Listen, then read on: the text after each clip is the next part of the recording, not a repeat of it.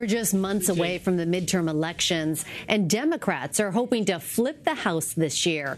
In a new commentary for CBSNews.com, CBSN political contributor and Democratic strategist Lynda Tran gives us a closer look at who's running on the left and says the future for progressives is female. She joins me now from Washington. We do want to point out Lynda is also a co-founder of 270 Strategies, which is helping advise the campaigns of two candidates mentioned in her piece.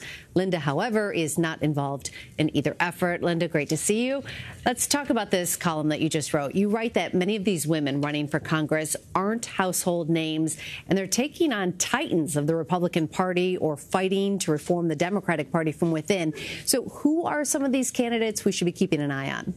Well, first and foremost, one of the candidates I think is most exciting this year is Amy McGrath. She is running in Kentucky, her native home state of Kentucky, in a state that, Mitch McConnell obviously holds a lot of sway in. And she's been very clear that part of the impetus for why she's running is that she wants to run against people like Mitch McConnell. She wants to run against some of the dynamics that people like Donald Trump have set in place. So here's a woman who was one of the first female fighter pilots in the Marines, and she is, a trailblazer in so many different ways. And it's no surprise that people are really keeping their eyes on her because she's been inspiring in a lot of ways. You're seeing footage right now of the announcement video that she made where she just literally blasted into our living rooms with, a jet. So she's really, really interesting and somebody who can speak really clearly to issues right now around, transgender policies in the military, around women in the workforce, and all kinds of things that are really, in people's minds right now.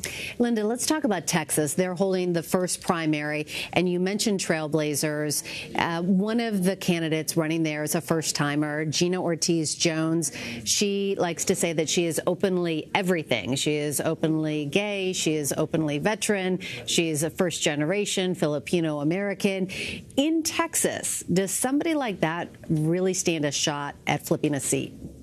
In Texas in general, I think that there is a sea change that is beginning to happen. I think people are just thinking more about some of the challenges of having the same kind of people and the same kind of seats over and over again in a state that could really be a powerhouse when it comes to determining who sits in the White House overall.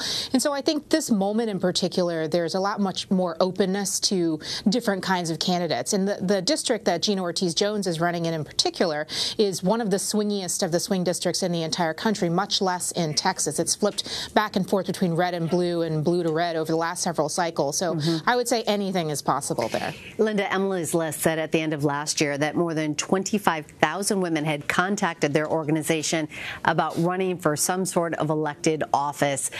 Do you think President Trump's rise to the Oval Office made women feel more confident in running? What's behind this huge movement?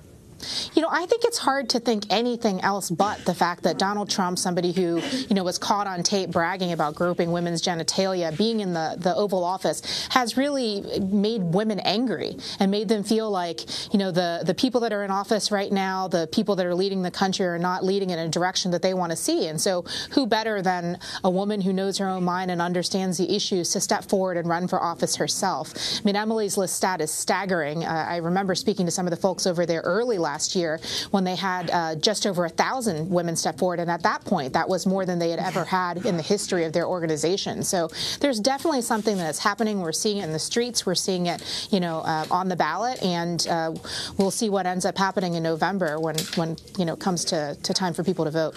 Before we let you go, what do you think we can expect then for the future of the Democratic Party based on the women running for office now?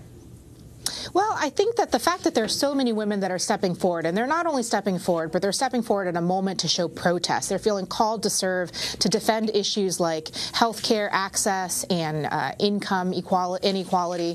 The fact that they're stepping forward to fight for things that they really care for really sends a very strong signal about the direction of the Democratic Party overall, and it's no mistake that they've decided they're running on the Democratic ticket. Well, it's going to be very interesting to watch all of these races play out. Lynda Tran in Washington, thanks for joining us. Appreciate it. Thank you.